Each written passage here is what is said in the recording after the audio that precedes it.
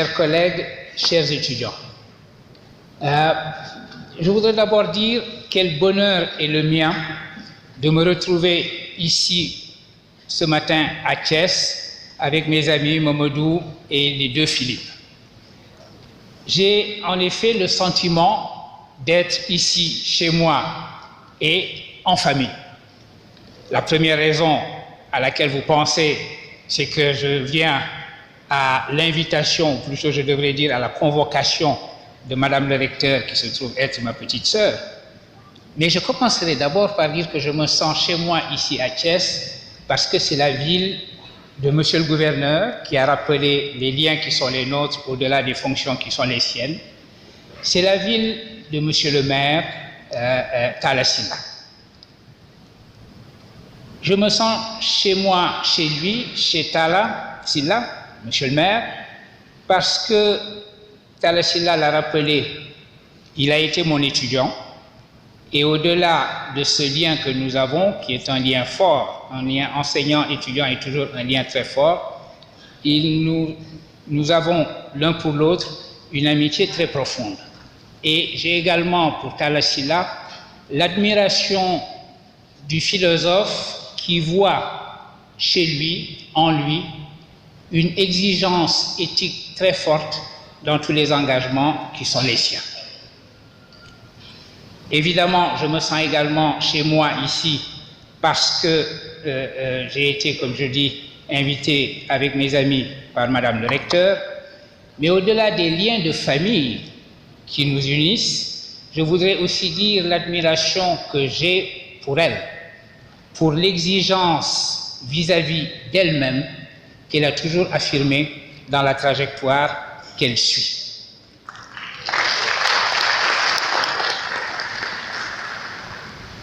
La deuxième chose que je voudrais dire, c'est vous transmettre le message d'amitié que vous adresse le docteur Alioune Sall Paloma. Vous le savez, le programme initial avait prévu que Alioune Sall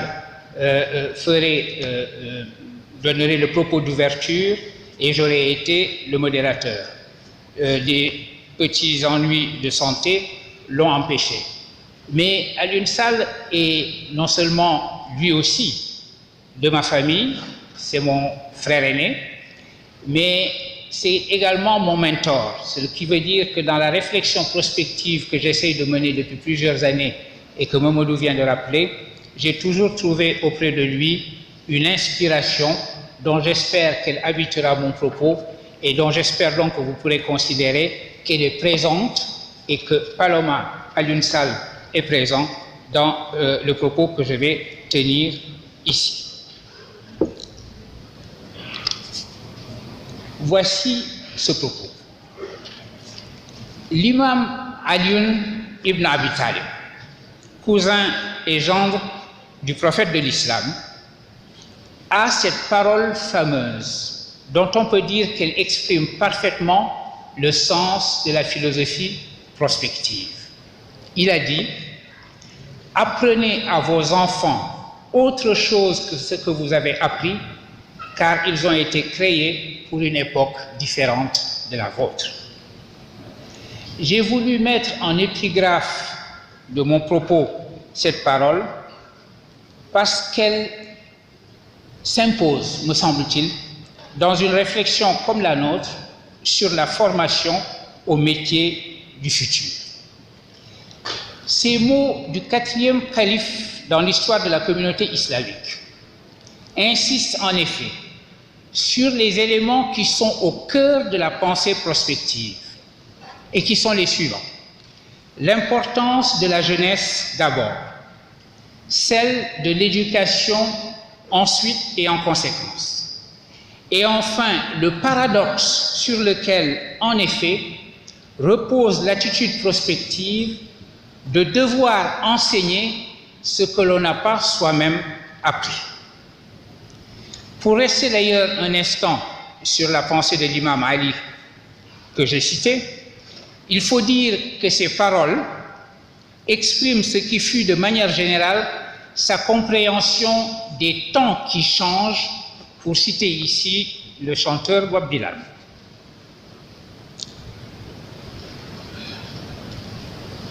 à un interlocuteur qui avait cru devoir lui faire cette remarque accusatrice, que du temps de ses deux premiers guides, Abou Bakr et Ousmane, la communauté musulmane n'avait guère connu les troubles et les guerres intestines qui ensanglantaient son califat à lui, Ali. Il avait répondu que ceux d'Abou Bakr et Ousmane en leur temps, ceux que Abou Bakr et Ousmane en leur temps dirigeaient, étaient des gens comme lui, Ali, alors que lui-même, Ali, devait diriger des gens comme son interlocuteur. Derrière la répartie cinglante dont il pouvait avoir le secret, il y avait la réflexion sur les changements rapides qui avaient en une génération transformé une communauté musulmane frugale qui n'était riche que de sa piété en un ensemble de sociétés et de cultures sophistiquées et plutôt opulentes à ce moment-là, où se donnaient à voir les impatiences et les appétits d'une jeunesse qui était avide d'exercer son pouvoir. Autrement dit, dans la réponse qu'il avait faite à son interlocuteur, l'imam Ali faisait la remarque suivante, qui est extrêmement importante pour les sciences sociales, pour la sociologie des changements, c'est qu'il s'était produit un changement d'époque qui commandait d'enseigner et d'apprendre autre chose.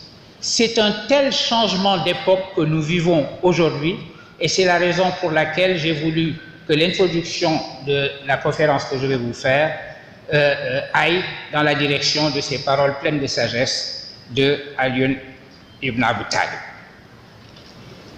Que signifie développer une anthropologie prospective dans un continent comme le nôtre, l'Afrique? Avant de parler des éléments que j'ai rappelés, la jeunesse, l'éducation et le paradoxe que j'ai évoqué, je voudrais m'arrêter avec vous sur l'expression attitude prospective que développera plus tard mon ami Philippe Gouet. Gaston Berger, dont on sait quelle place la philosophie a occupée dans la pensée de Léopold Sédar Senghor et dans la vision de ce dernier de ce que devait être une planification socialiste, a toujours insisté sur le fait que la prospective, c'est d'abord et avant tout une attitude et pas une technique d'extrapolation qui consisterait à chercher à se donner à voir à l'avance le futur. Pour Gaston Berger, l'attitude prospective, c'est le contraire de la volonté de prolonger le passé dans le présent et dans l'avenir, une volonté qu'il a caractérisée comme un entêtement rétrospectif. Et en même temps, elle nous rappelle que la prospective n'est pas vision, mais qu'elle est action. Ou plutôt, plus exactement, elle n'est vision que par et pour l'action de créer ensemble l'avenir. Adopter donc une attitude prospective, c'est penser et agir en fonction du futur, celui qui est projeté et celui qui est à faire, et non pas en fonction du passé. Est-ce que, et c'est la question que l'on peut se poser tout naturellement, est-ce qu'il y a là, donc, dans cette attitude prospective, une disposition culturelle? Autrement dit, est-ce qu'il y a des cultures qui favorisent l'attitude prospective alors que d'autres cultures l'empêcheraient? Cette question se pose ici parce qu'elle a été au cœur du débat sur la philosophie africaine et sur ce qu'il est convenu d'appeler l'afro-pessimisme. Le philosophe kényan John Mbiti est sans doute l'auteur qui a donné son expression la plus achevée à l'idée qu'il existerait une philosophie africaine du temps, caractéristique des cultures de notre continent, et qui empêcherait l'émergence d'une attitude prospective. Dans son ouvrage African Philosophy and Religions, il affirme en effet qu'il y a un temps africain qui est toujours concret, qui est constitué d'un passé profond et long et où la dimension du futur serait quasi inexistante. Et John Beattie, croyant pouvoir fonder ce qu'il présente ainsi comme un simple constat sur l'absence de temps futur dans la conjugaison des langues qu'il considère et sur le caractère concret des calendriers qu'il examine, conclut sa réflexion par cette thèse que seule une catastrophe pourrait faire advenir une attitude prospective dans les sociétés africaines.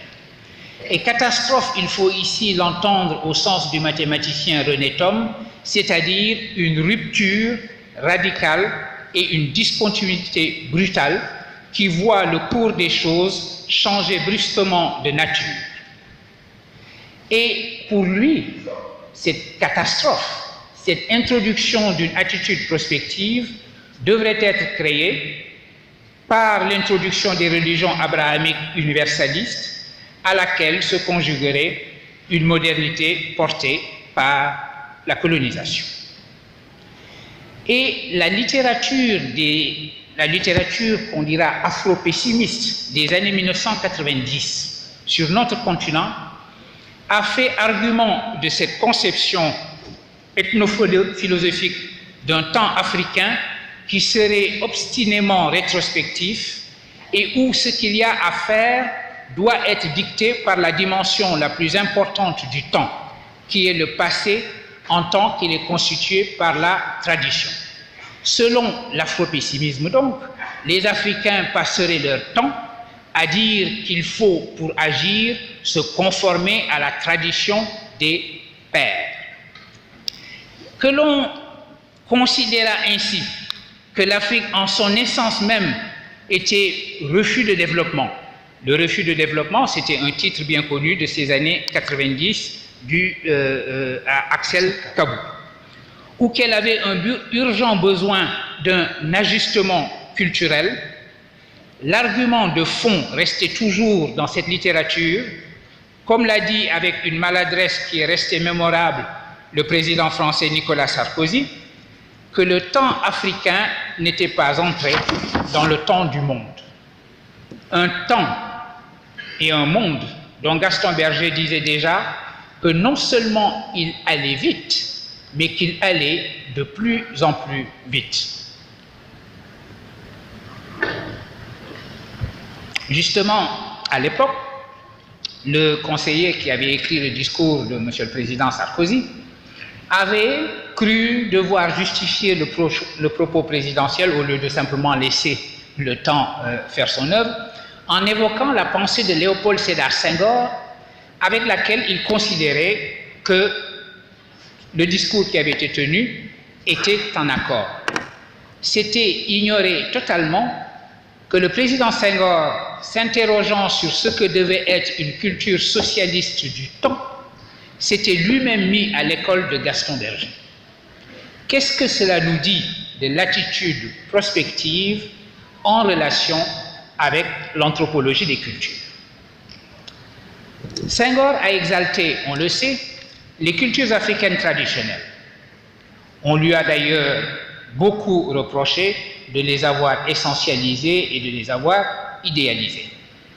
Mais pour ce qui est de l'attitude prospective, il savait parfaitement, avec Gaston Berger, qu'il ne s'agissait pas d'en faire le propre de certaines cultures par différence avec d'autres, mais de comprendre l'exigence d'une conversion à l'avenir qui s'adressait également à toutes.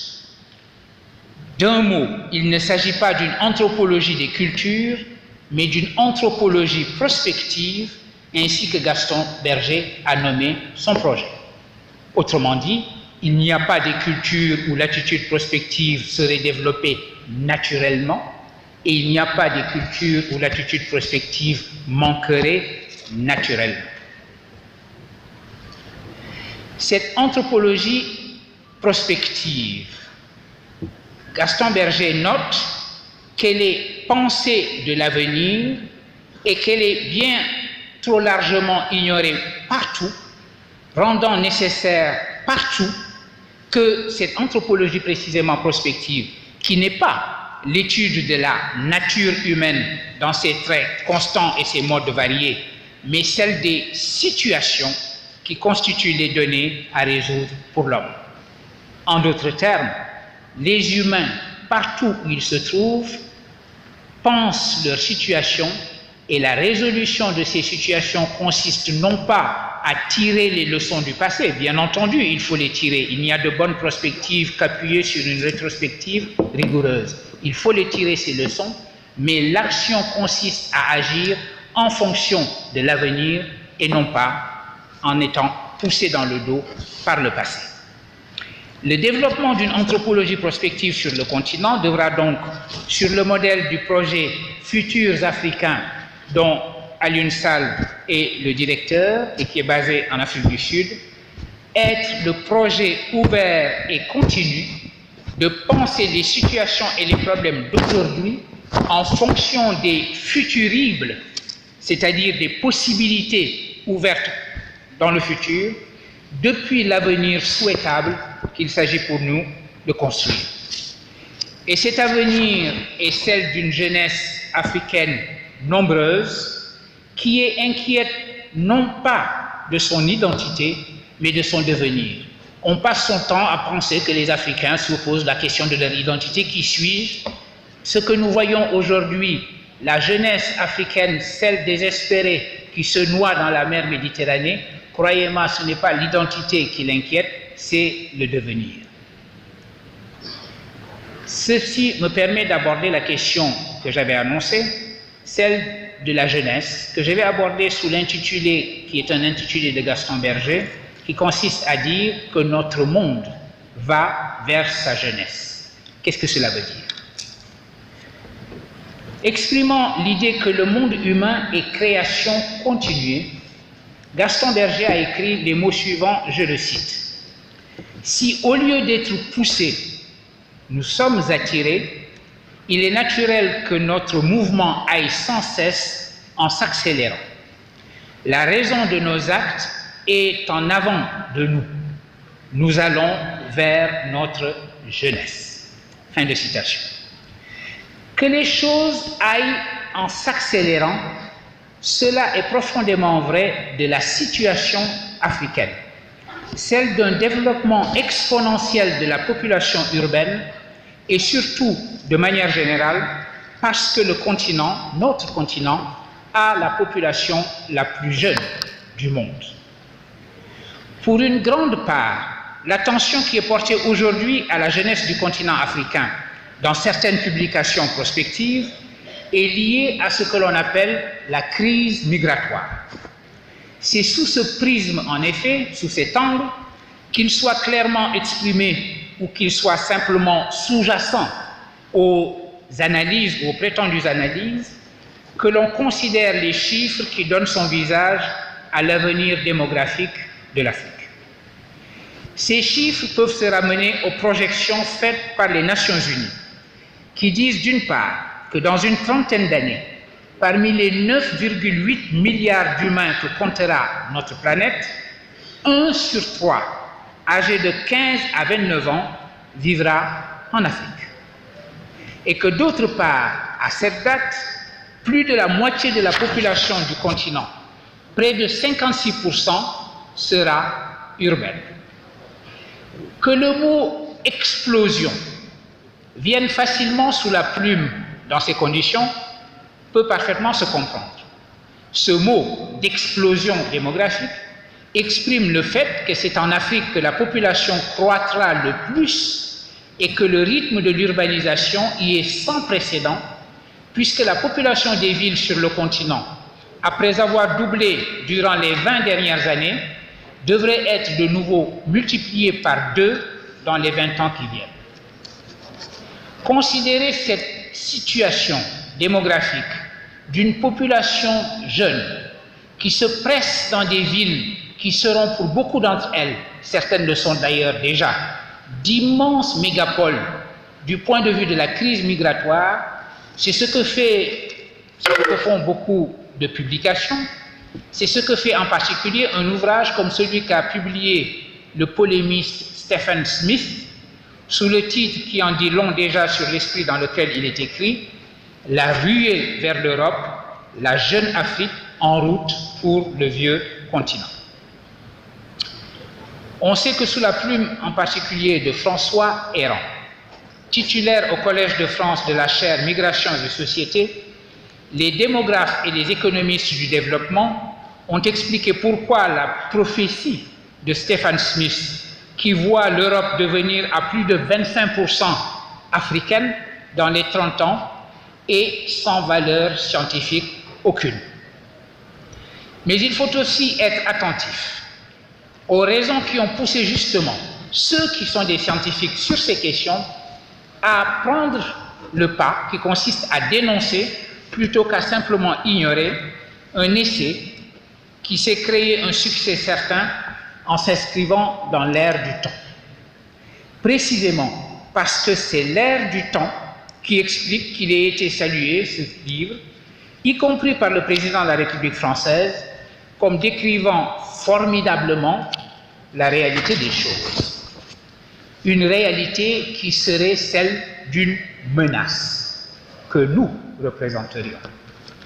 Car ultimement, le propos est d'agiter le spectre d'un déversement de la population africaine sur le vieux continent, comme si la prospective, lorsqu'il s'agit de migration, relevait purement et simplement de la mécanique des fluides. Ce propos est un propos tout à fait mécanique. L'Afrique se remplit de population, eh bien cette population va probablement se déverser de l'autre côté de la Méditerranée et envahir l'Europe. Dans l'esprit de Stephen Smith, c'est le cas. Outre que son essai manifeste la simple ignorance relevée par les vrais scientifiques des véritables données qui indiquent que de 1% aujourd'hui, la part des populations d'origine africaine et subsaharienne dans le peuplement du vieux continent serait tout au plus de 4%, il ajuste systématiquement les prémices à la conclusion qu'il s'est donnée a priori, celle d'une ruée prochaine qui serait porteuse de la menace d'un grand remplacement de population en Europe que produirait fatalement, car mécaniquement, l'enfantement par le continent noir de ces jeunes, je le cite, qui ruminent leur frustration dans des pays bloqués. Fin de citation. Ces termes de Stephen Smith sont ceux qu'il emploie dans un entretien qu'il a accordé à Jeune Afrique sur son essai récemment. Ce qui bloque tout particulièrement, selon lui, c'est que la grande majorité, la plus jeune au monde, continue d'être dirigée par la génération des plus anciens, perpétuant ce qu'il appelle le règne des vieux mâles, parce que sous sa plume lui arrive tout naturellement une expression qui fait penser à des tribus animales. De manière générale, dans la logique d'un jeu à somme nulle, sur laquelle repose la racoleuse dramatisation que fabrique son ouvrage, une vraie émergence du continent, notamment dans sa partie subsaharienne, devrait signifier pour le vieux continent la catastrophe démographique de son africanisation. Il écrit ainsi, je le cite encore, « Les bons augures venant de l'Afrique seront de funestes présages pour l'Europe ». C'est une des conclusions de son essai. Et pourtant, elle émerge, écrit-il cependant, en se disant sans doute qu'il faut quand même payer tribut au constat qui est aujourd'hui communément accepté d'une Africa Rising, d'une Afrique émergente. Et il est significatif à ce propos de voir retourner par Stephen Smith le titre du numéro que le journal The Economist a consacré en 2011 à l'Afrique, qu'il a alors présenté comme The Rising Continent, le continent en émergence, revenant ainsi sur la manière dont il l'avait considéré 10 ans auparavant, au tournant du millénaire, comme une région sans espoir. En 2010, donc, The Economist titre Africa, the Hopeless Continent, et en 2011, le même The Economist titre The Rising Continent. Tout ce qui rise vraiment, si vous me permettez cet anglicisme de mauvais goût, Pour le livre de la ruée, c'est la vague des jeunes Africains menaçant de submerger l'Europe. Une prospective pour une jeune Afrique émergente se construira contre ce genre d'extrapolation alarmiste qui aplatit la réalité de l'Afrique d'aujourd'hui sur la seule dimension d'une explosion démographique et qui ne fait que traduire les anxiétés et les angoisses d'un monde où une idéologie et des politiques ethno-nationalistes et tribalistes se sont développées en agitant l'épouvantail qu'est la figure du migrant. De ce monde, bien entendu, une prospective qui serait menée depuis la situation des jeunesses africaines devra tenir compte. Il est important que nous ne laissions pas les autres faire la prospective de ce que nous allons devenir en disant que nous sommes simplement une population en explosion qui menacerait le reste du monde. Il est important que la prospective, nous la pensions depuis notre propre continent à partir de notre situation, dans la manière dont nous comprenons cette situation, et c'est exactement ce que fait Adunsal avec les futurs Africains. Sans présumer de ce que seront les analyses prospectives concrètes à mener aujourd'hui sur le continent, on peut avancer que la nature de cette situation est d'être un entre-deux. Ce qui caractérise la situation africaine, c'est qu'elle est entre deux.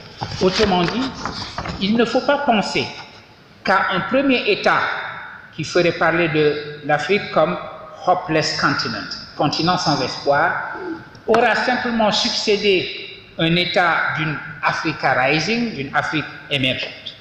Mais plutôt, l'image qu'il faut se donner, c'est que les raisons qui ont fait parler dans le premier sens d'un continent sans espoir coexistent aujourd'hui avec les raisons qui permettent de parler dans le second sens d'une Afrique en émergence.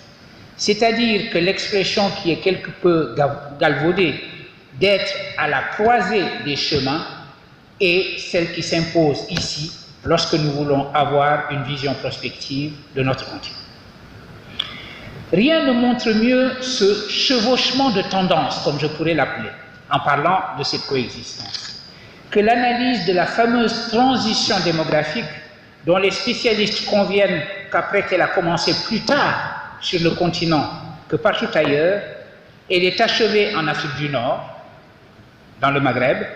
Elle est dans une phase dite intermédiaire dans nombre de régions d'Afrique subsaharienne et elle est encore à amorcer dans certaines. Et s'il est vrai que la démographie est, comme l'on dit, destin, les actions à mener pour la maîtrise des taux de fécondité, pour l'essentiel la promotion de l'éducation des femmes et le développement des systèmes de santé devraient viser à faire éclore les germes de changement qui sont déjà visibles, ceux qui font parler d'une Africa Rising. Et concernant toujours la démographie, sous le propos qui parle d'une explosion, avec toutes les connotations négatives que comporte ce mot, il faut en même temps lire dynamisme. Pas seulement explosion, mais aussi dynamisme, pas seulement les jeunesses africaines comme un problème, mais les jeunesses africaines comme une solution. L'urbanisation est en train de profondément transformer les sociétés africaines, apportant des défis considérables pour ce qui concerne l'environnement ou le développement des infrastructures, des transports ou des structures éducatives qui apparaissent toujours à la traîne du croît démographique. Nous ne construirons jamais aussi rapidement des classes et nous ne mettrons jamais aussi rapidement des enseignants devant les élèves que la démographie elle-même. Mais ce que l'on peut appeler les intensifications urbaines, un phénomène que mesure le passage de la proportion de citadins de 14% en 1950 à 40% aujourd'hui, c'est aussi des opportunités à saisir.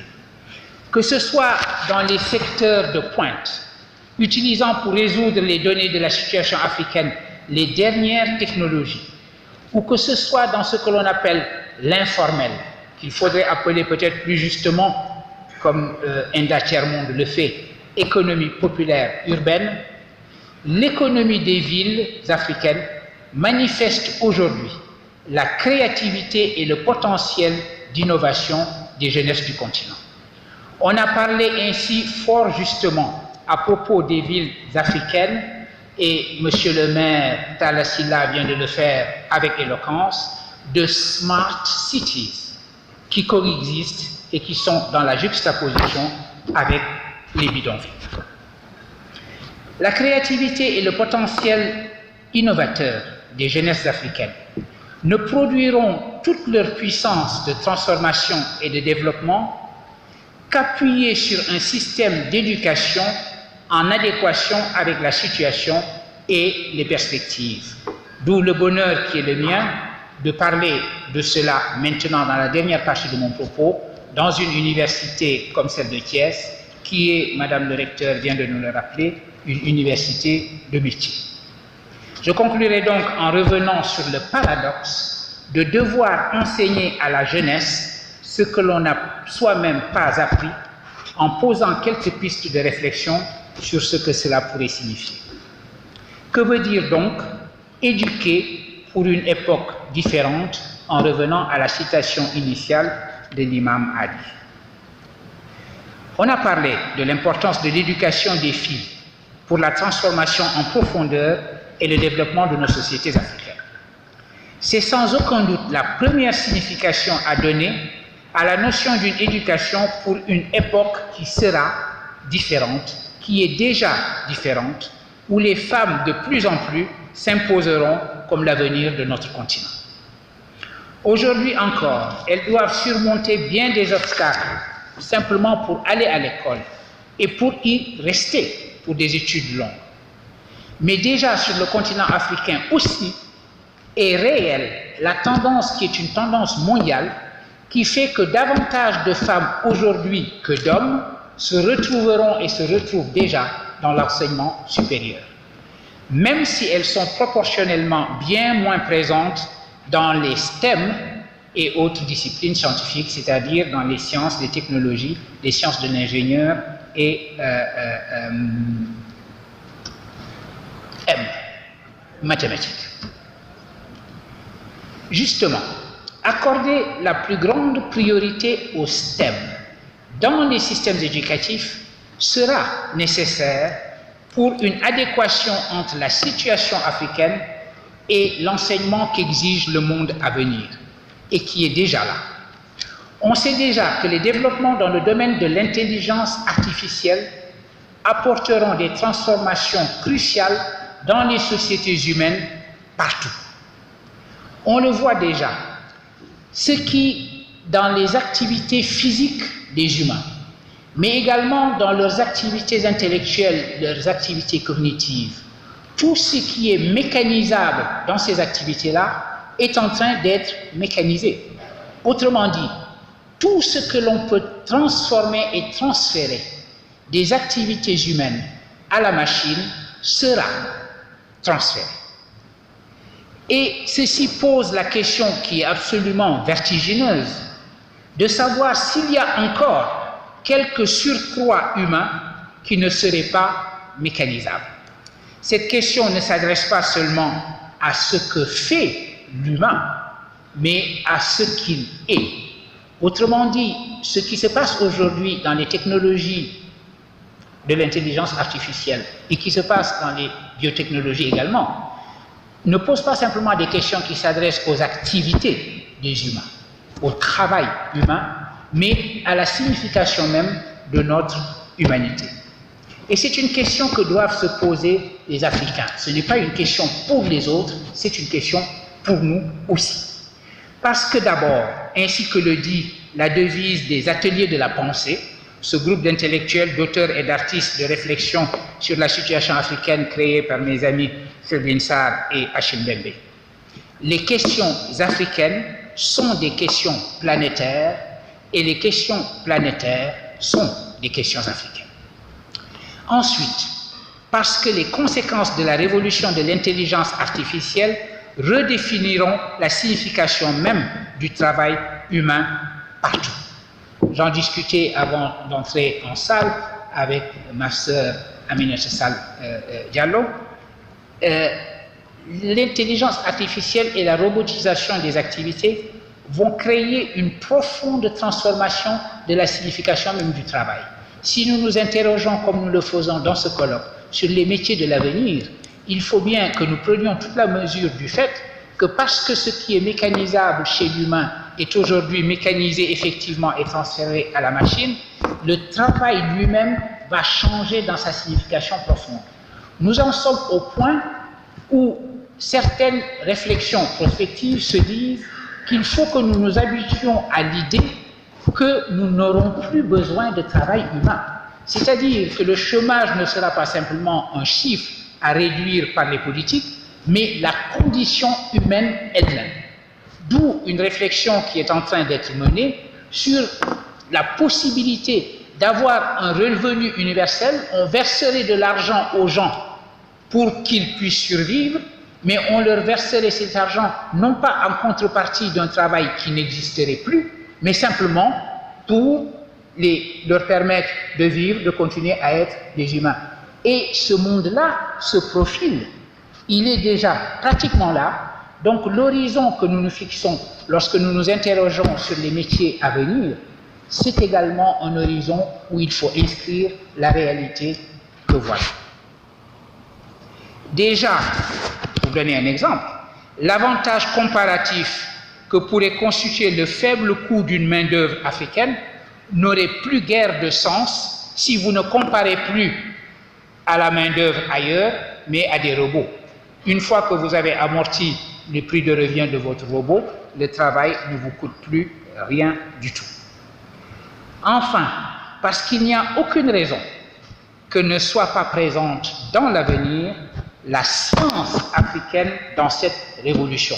Nous ne devons pas simplement la subir, cette révolution, nous ne devons pas simplement la contempler du lieu où nous sommes, nous devons y prendre toute notre part parce que c'est ce qu'exige de nous notre continent, notre futur, notre avenir tel que nous le préparons dans nos universités. Et cette science, il n'y a pas de raison que cette science, donc, dans l'avenir, ne soit pas la nôtre, et il n'y a pas non plus de raison, parce qu'il faut faire de nos sociétés modernes des sociétés de la connaissance.